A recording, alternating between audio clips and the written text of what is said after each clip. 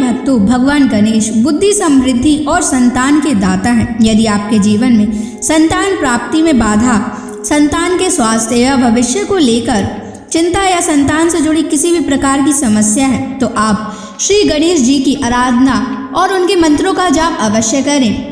भगवान गणेश के मंत्रों का नियमित 108 बार जाप करने से आपके पुत्र पर बने हुए सारे संकट एक बार में ही खत्म हो जाएंगे और आपके पुत्र पर भगवान गणेश की असीम कृपा बनी रहेगी। इसलिए आज हम आपको भगवान गणेश का एक ऐसा चमत्कारी और प्रभावशाली मंत्र बताने जा रहे हैं, जिस मंत्र के नियमित 108 बार जाप करने से आपका पुत्र हमेशा खुश रहेगा और उसका स्वास्थ्य हमेशा अच्छा बना रहेगा। आपके पुत्र को उसके भविष्य में कभी भी असफलता प्राप्त नहीं होगी, उसका जीवन हमेशा खुशियों से भर जाएगा। इसलिए प्यारे भक्तों, इस मंत्र का नियमित 108 बार जाप करें। यह गणेश जी का अचूक मंत्र है, इसलिए इस मंत्र का नियमित 108 बार जाप करें। यदि आप इस मंत्र का नियमित 108 बार जाप करने में असफल हैं, तो आप इस वीडियो को अपने मोबाइल फ़ोन पर या स्पीकर पर चलाकर नियमित सुनें। अगर आप भगवान गणेश जी की असीम कृपा प्राप्त करना चाहते हैं और उनका आशीर्वाद अपने ऊपर बनाए रखना चाहते हैं, तो इस वीडियो को लाइक और चैनल को सब्सक्राइब जरूर कर दीजिए और कमेंट बॉक्स में जय श्री गणेश अवश्य लिख दीजिए। तो चलिए भक्तों, मंत्र का जाप करना प्रारंभ करते हैं। ओम ग्लौम गम गणपतये सर्वदुष्ट ग्रहे बाधा विनाशाय स्वाहा। ओम ग्लौम गम गणपतये सर्वदुष्ट ग्रहे बाधा विनाशाय स्वाहा। ओम ग्लौम गम गणपतये सर्वदुष्ट ग्रहे बाधा विनाशाय स्वाहा। ओम ग्लौम गम गणपतये सर्वदुष्ट ग्रहे बाधा विनाशाय स्वाहा। ओम ग्लौम गम गणपतये सर्वदुष्ट ग्रहे बाधा विनाशाय स्वाहा। ओम ग्लौम गम गणपतये सर्वदुष्ट ग्रहे बाधा विनाशाय स्वाहा। ओम ग्लौम गम गणपतये सर्वदुष्ट ग्रहे बाधा विनाशाय स्वाहा। ओम ग्लौम गम गणपतये सर्वदुष्ट ग्रहे बाधा विनाशाय स्वाहा। ओम ग्लौम गम गणपतये सर्वदुष्ट ग्रहे बाधा विनाशाय स्वाहा। ओम ग्लौम गम गणपतये सर्वदुष्ट ग्रहे बाधा विनाशाय स्वाहा। ओम ग्लौं गं गणपतये सर्वदुष्टग्रहबाधा विनाशाय स्वाहा। ॐ ग्लौं गं गणपतये सर्वदुष्टग्रहबाधा विनाशाय स्वाहा। ॐ ग्लौं गं गणपतये सर्वदुष्टग्रहबाधा विनाशाय स्वाहा। ॐ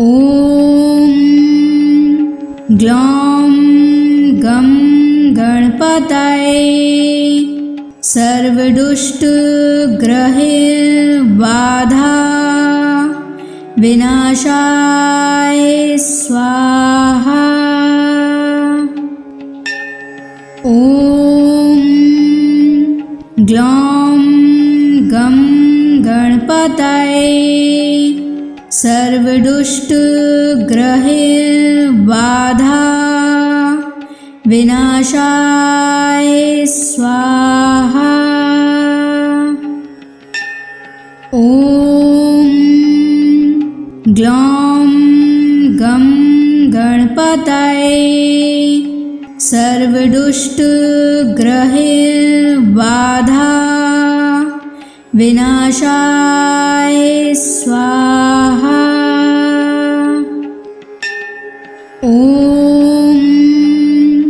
ग्लौं गं गणपतये सर्वदुष्टग्रहबाधा विनाशाय स्वाहा।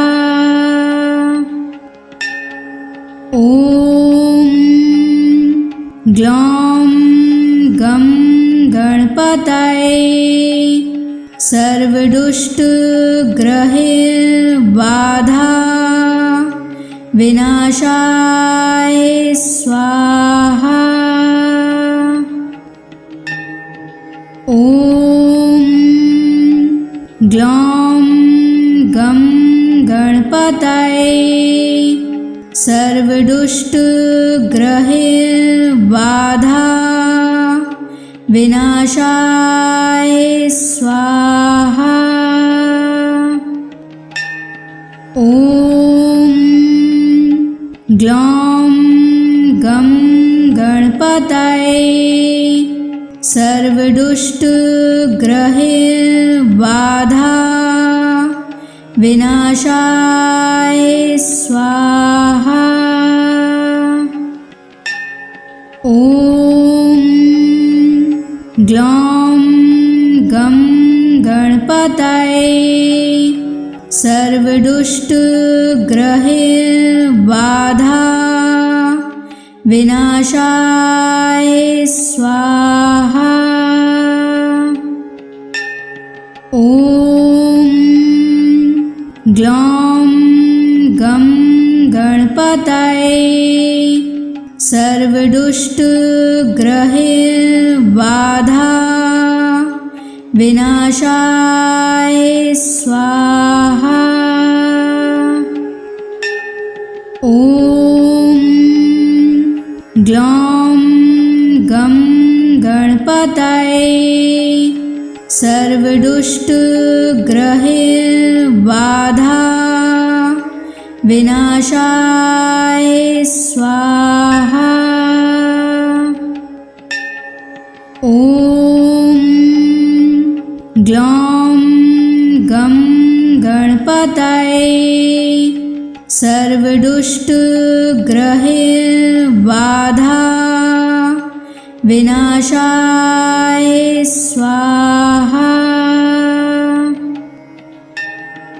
ॐ ग्लौं गं गणपतये सर्वदुष्टग्रहैर्बाधा विनाशाय स्वाहा। ॐ ग्लौं गं गणपतये सर्वदुष्टग्रहैर्बाधा विनाशाय स्वाहा। ॐ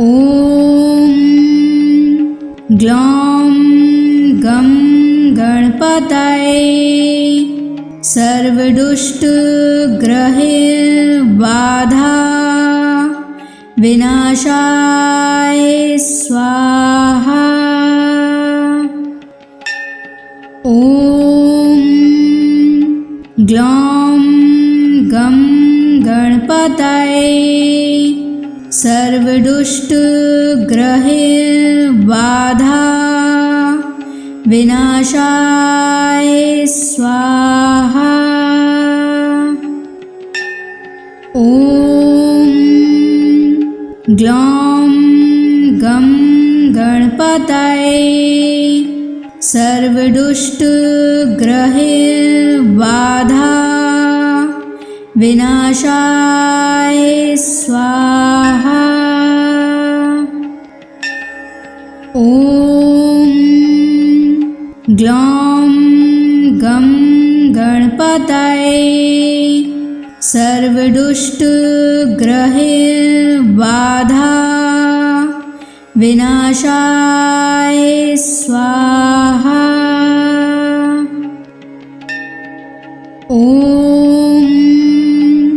ग्लौं गं गणपतये सर्वदुष्टग्रहैर्बाधा विनाशाय स्वाहा।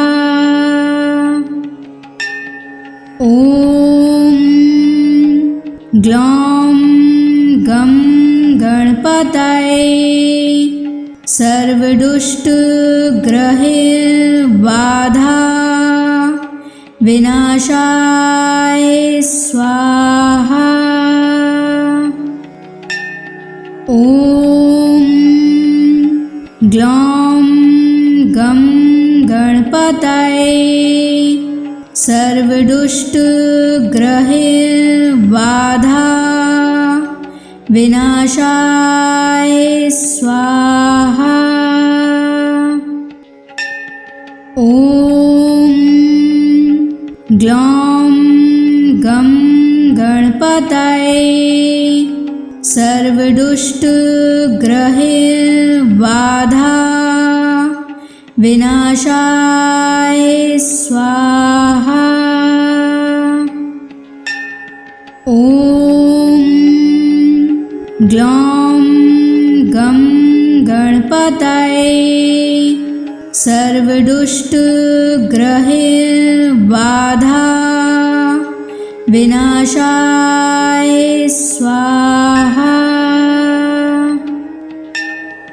ॐ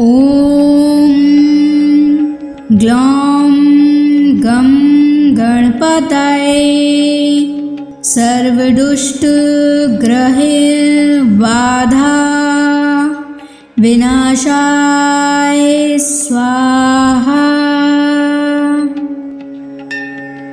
ॐ ग्लौं गं गणपतये सर्वदुष्टग्रहैर्बाधा विनाशाय स्वाहा। ॐ ग्लौं गं गणपतये सर्वदुष्टग्रहैर्बाधा विनाशाय स्वाहा। ॐ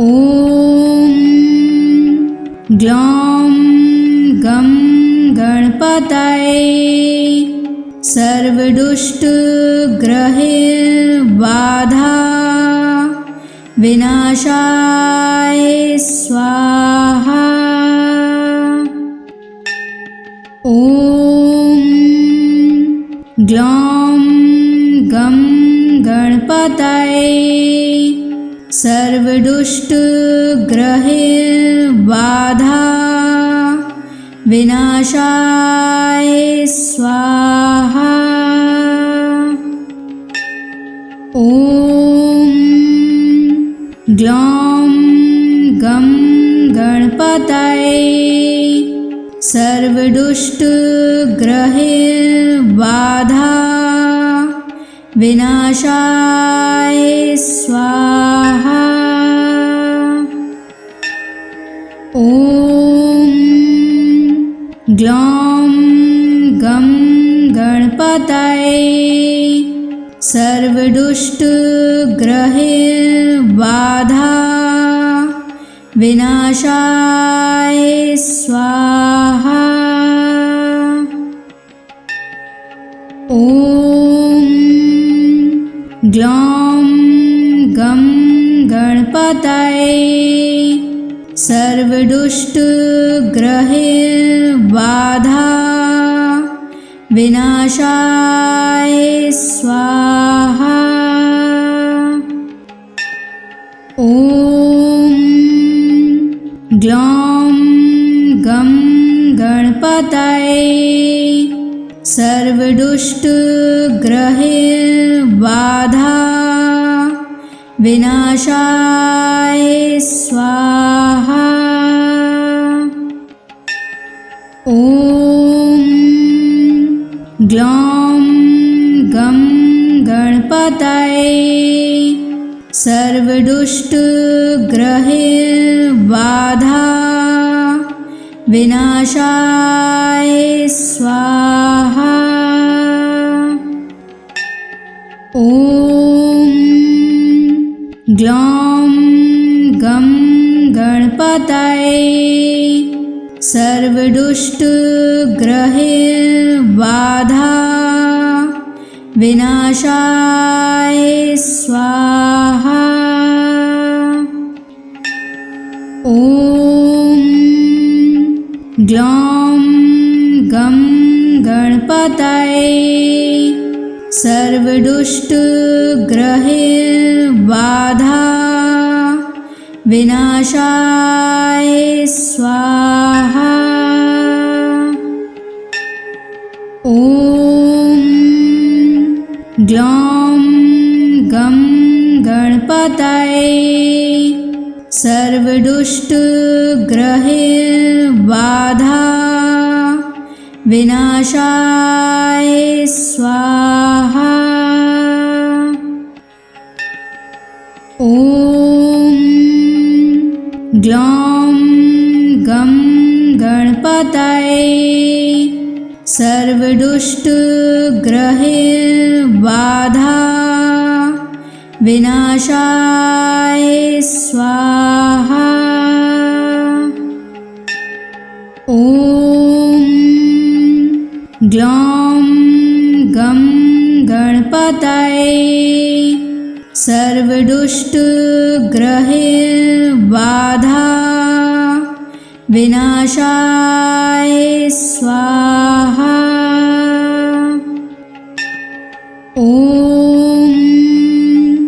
ग्लौं गं गणपतये सर्वदुष्टग्रहबाधा विनाशाय स्वाहा। ॐ ग्लौं गं गणपतये सर्वदुष्टग्रहबाधा विनाशाय स्वाहा। ॐ ग्लौं गं गणपतये सर्वदुष्टग्रहबाधा विनाशाय स्वाहा।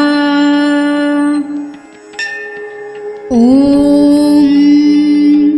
ग्लौं गं गणपतये सर्वदुष्टग्रहबाधा विनाशाय स्वाहा। ॐ ग्लौं गं गणपतये सर्वदुष्टग्रहबाधा विनाशाय स्वाहा। ॐ ग्लौं गं गणपतये सर्वदुष्टग्रहबाधा विनाशाय स्वाहा। ॐ ग्लौं गं गणपतये सर्वदुष्टग्रहबाधा विनाशाय स्वाहा। ॐ ग्लौं गं गणपतये सर्वदुष्टग्रहबाधा विनाशाय स्वाहा। ॐ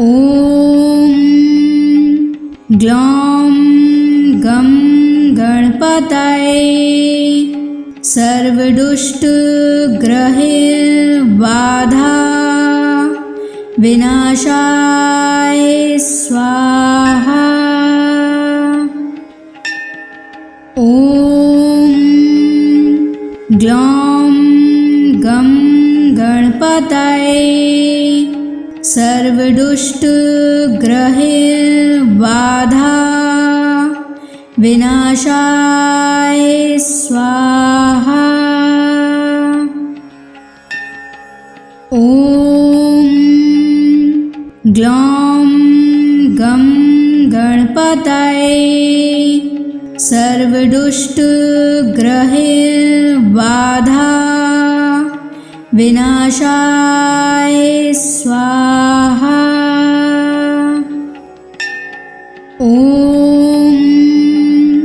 ग्लौं गं गणपतये सर्वदुष्टग्रहबाधा विनाशाय स्वाहा। ॐ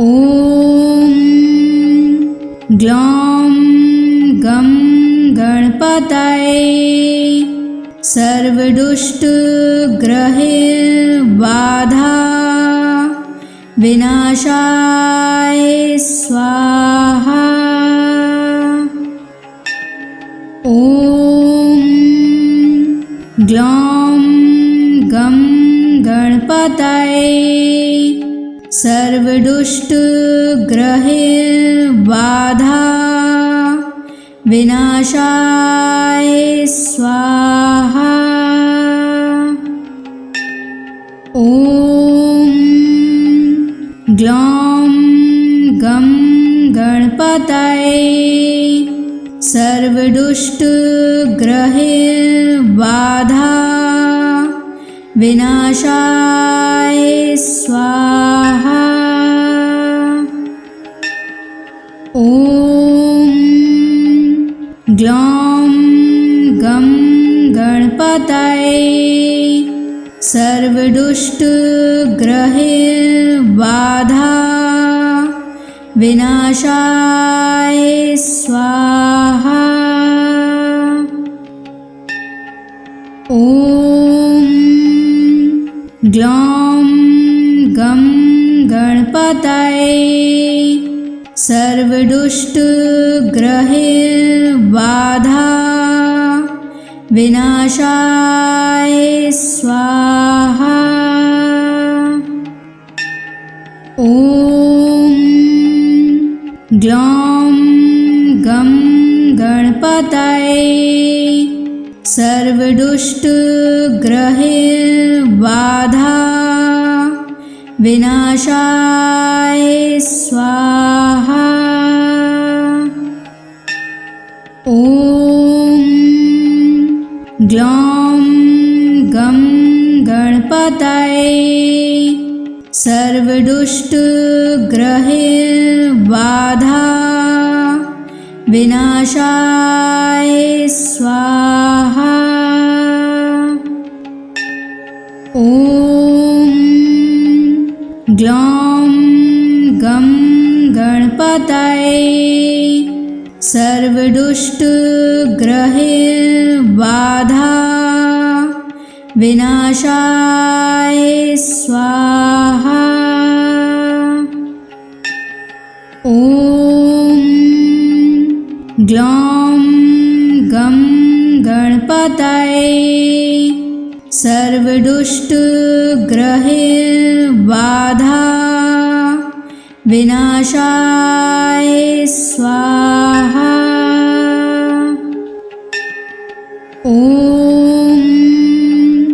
ग्लौं गं गणपतये सर्वदुष्टग्रहैर्बाधा विनाशाय स्वाहा।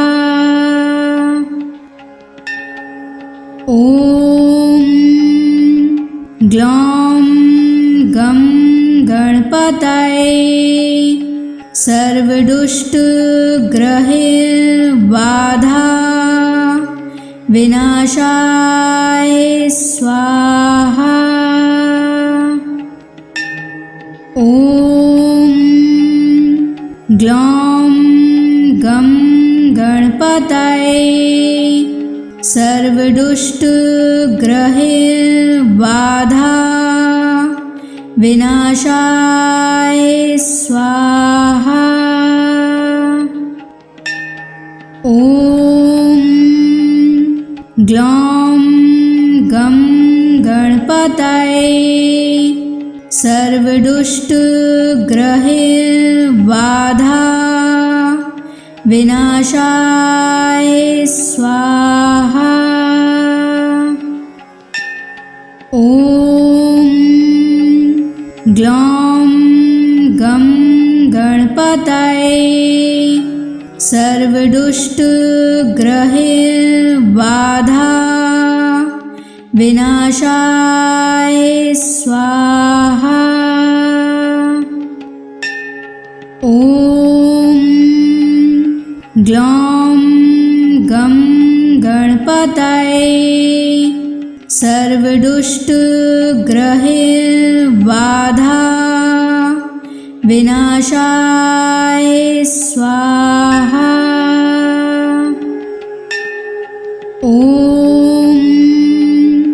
ग्लौं गं गणपतये सर्वदुष्टग्रहैर्बाधा विनाशाय स्वाहा।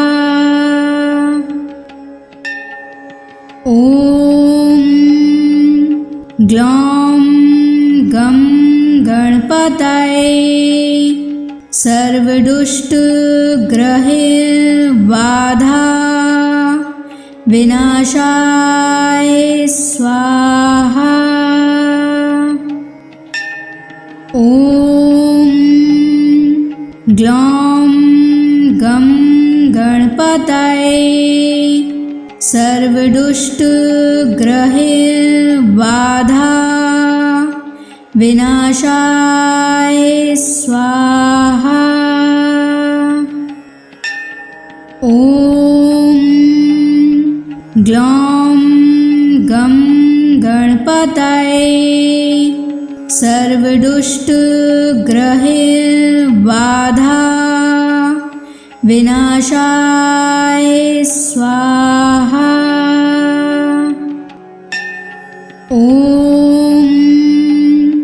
ग्लौं गं गणपतये सर्वदुष्टग्रहैर्बाधा विनाशाय स्वाहा।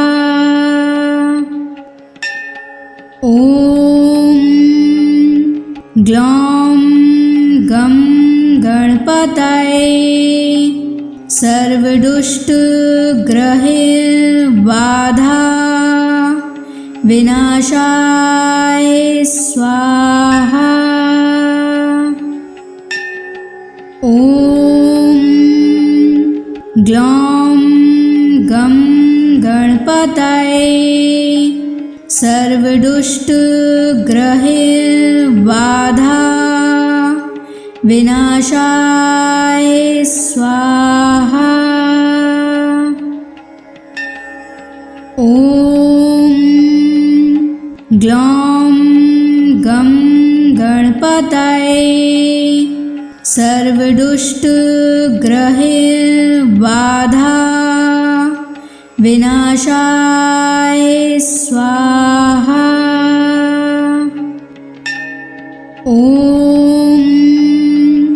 ग्लौं गं गणपतये सर्वदुष्टग्रहबाधा विनाशाय स्वाहा। ॐ ग्लौं गं गणपतये सर्वदुष्टग्रहबाधा विनाशाय स्वाहा। ॐ ग्लौं गं गणपतये सर्वदुष्टग्रहबाधा विनाशाय स्वाहा। ॐ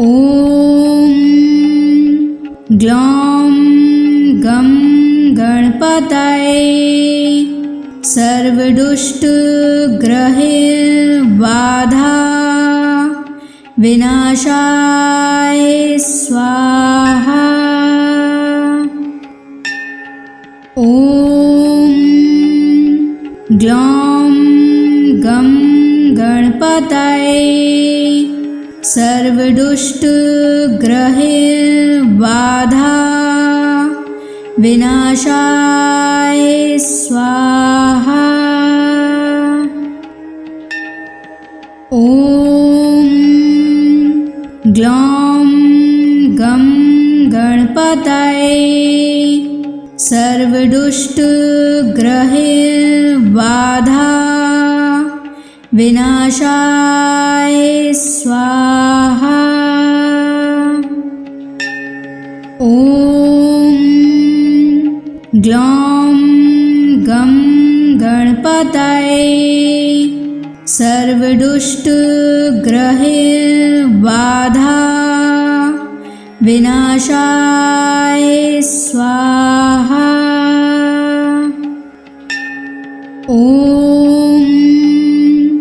ग्लौं गं गणपतये सर्वदुष्टग्रहबाधा विनाशाय स्वाहा। ॐ ग्लौं गं गणपतये सर्वदुष्टग्रहबाधा विनाशाय स्वाहा। ॐ ग्लौं गं गणपतये सर्वदुष्टग्रहबाधा विनाशाय स्वाहा। ॐ ग्लौं गं गणपतये सर्वदुष्टग्रहबाधा विनाशाय स्वाहा। ॐ ग्लौं गं गणपतये सर्वदुष्टग्रहैर्बाधा विनाशाय स्वाहा। ॐ ग्लौं गं गणपतये सर्वदुष्टग्रहैर्बाधा विनाशाय स्वाहा। ॐ ग्लौं गं गणपतये सर्वदुष्टग्रहैर्बाधा विनाशाय स्वाहा। ॐ ग्लौं गं गणपतये सर्वदुष्टग्रहैर्बाधा विनाशाय स्वाहा। ॐ ग्लौं गं गणपतये सर्वदुष्टग्रहैर्बाधा विनाशाय स्वाहा। ॐ ग्लौं गं गणपतये सर्वदुष्टग्रहैर्बाधा विनाशाय स्वाहा। ॐ ग्लौं गं गणपतये सर्वदुष्टग्रहैर्बाधा विनाशाय स्वाहा। ॐ ग्लौं गं गणपतये सर्वदुष्टग्रहैर्बाधा विनाशाय स्वाहा। ॐ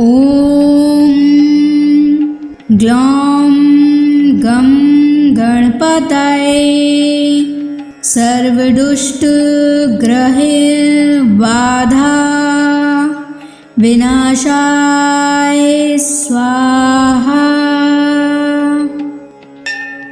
ॐ ग्लौं गं गणपतये सर्वदुष्टग्रहैर्बाधा विनाशाय स्वाहा। ॐ ग्लौं गं गणपतये सर्वदुष्टग्रहैर्बाधा विनाशाय स्वाहा। ॐ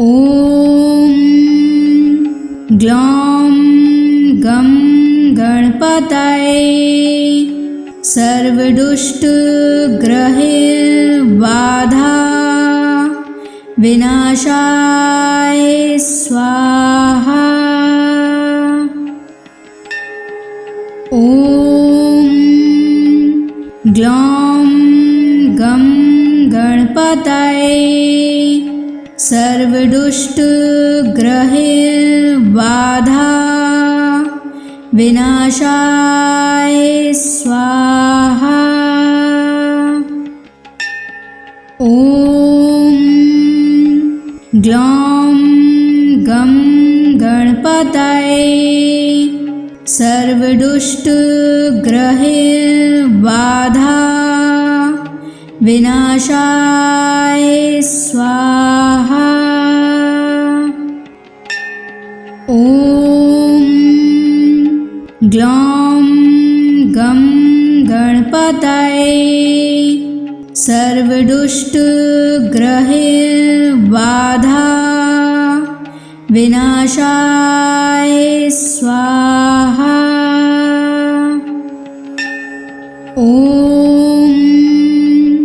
ग्लौं गं गणपतये सर्वदुष्टग्रहबाधा विनाशाय स्वाहा। ॐ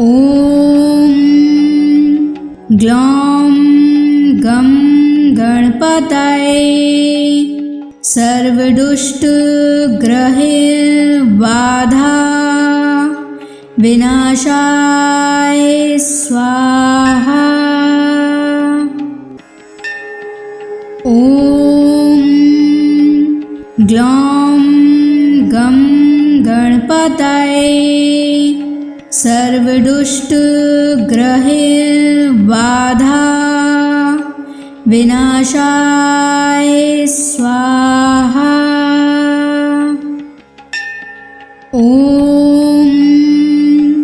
ग्लौं गं गणपतये सर्वदुष्टग्रहबाधा विनाशाय स्वाहा। ॐ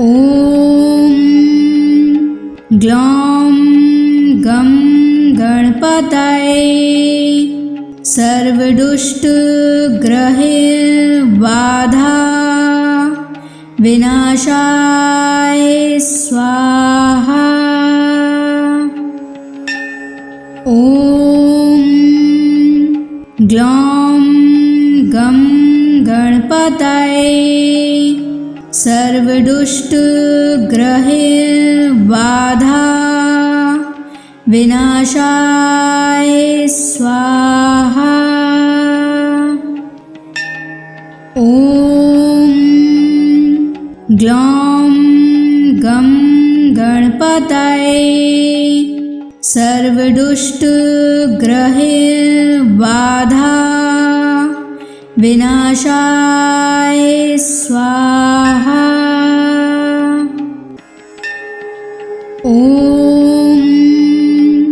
ग्लौं गं गणपतये सर्वदुष्टग्रहबाधा विनाशाय स्वाहा। ॐ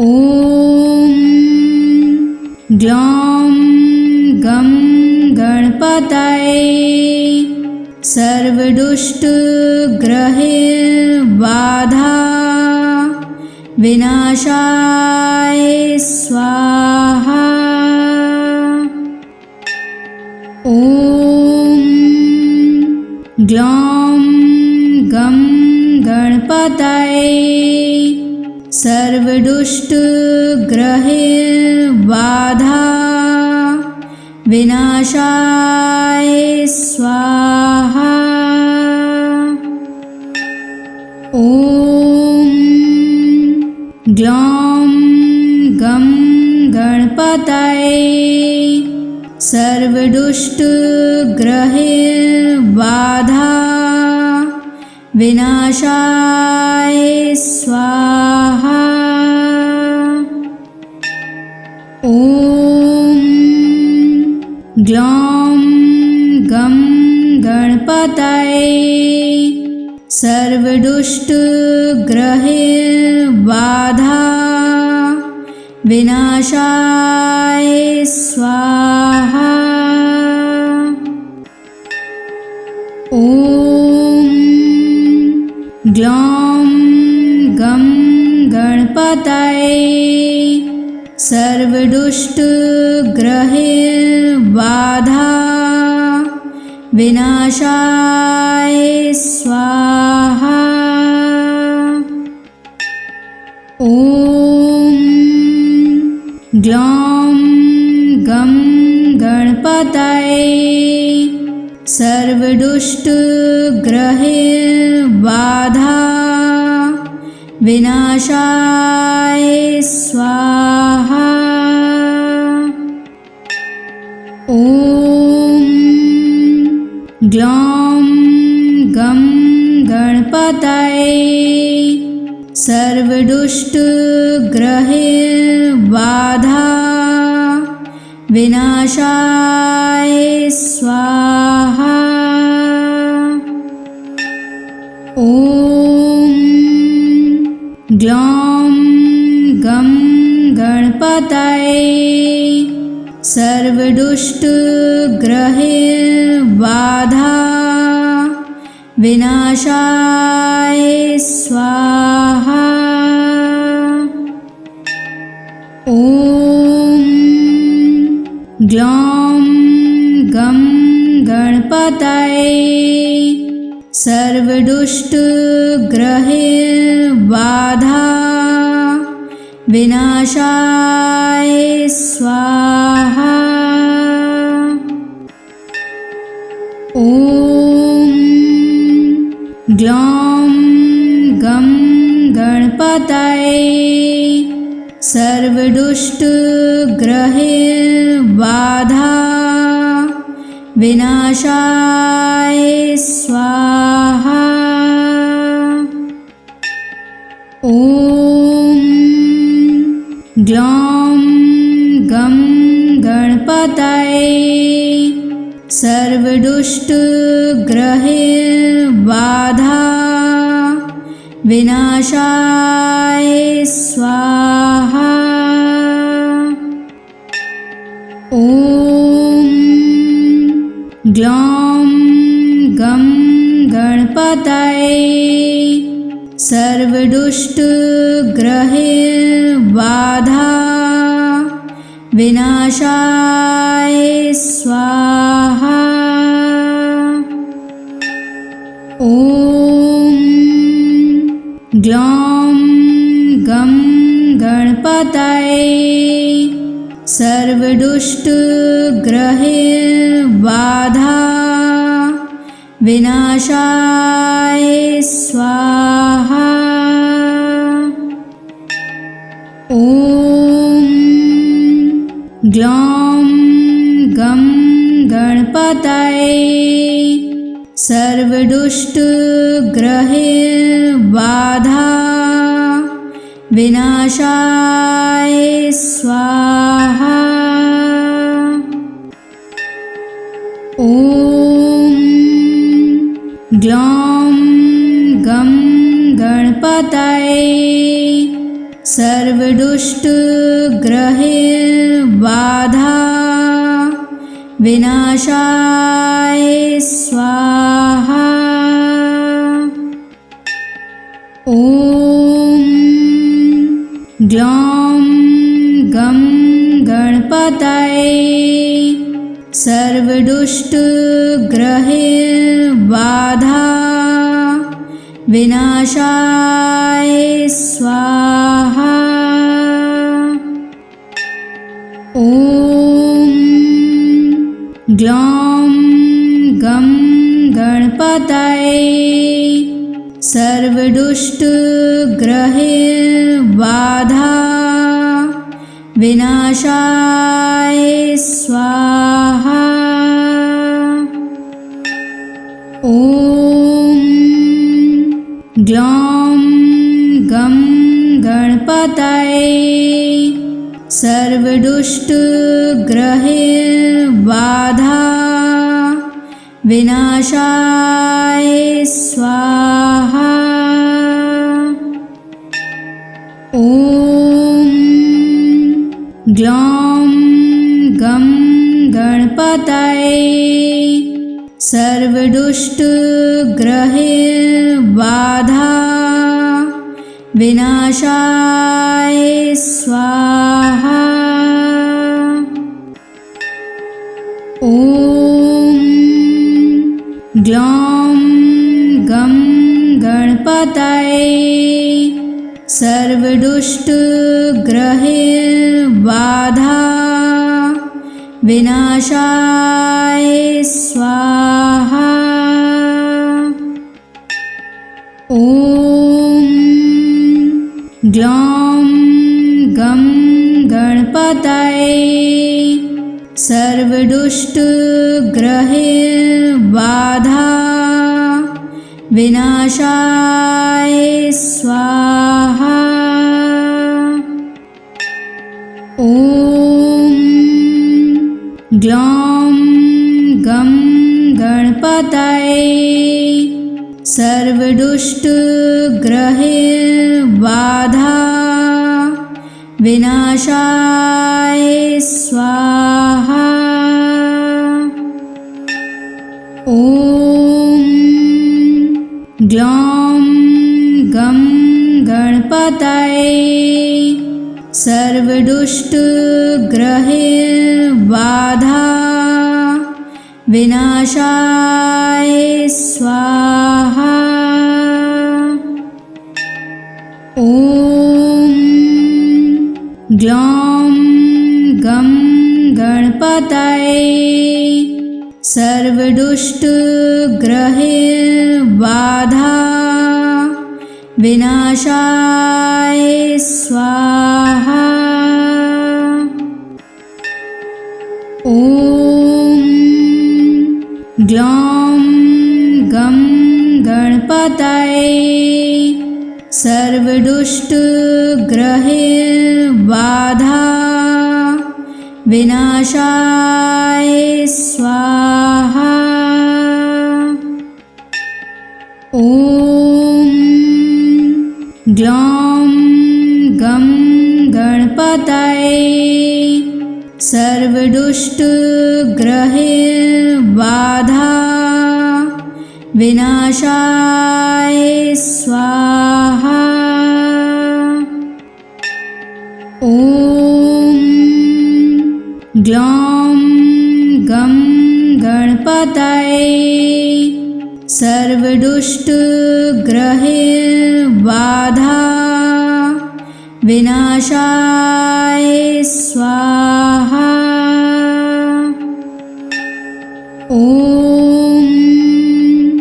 ग्लौं गं गणपतये सर्वदुष्टग्रहबाधा विनाशाय स्वाहा। ॐ ग्लौं गं गणपतये सर्वदुष्टग्रहबाधा विनाशाय स्वाहा। ॐ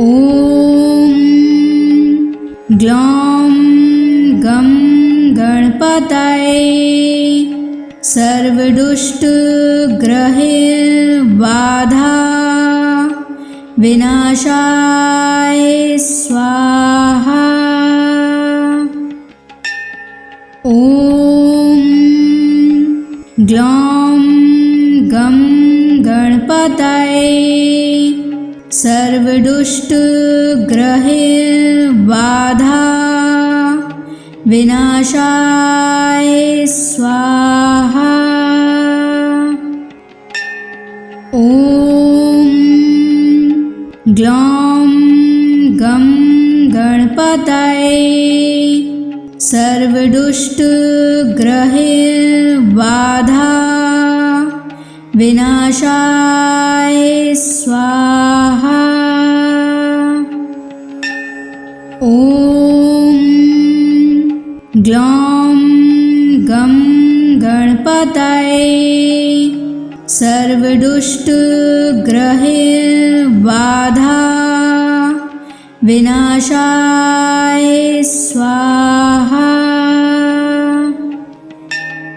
ॐ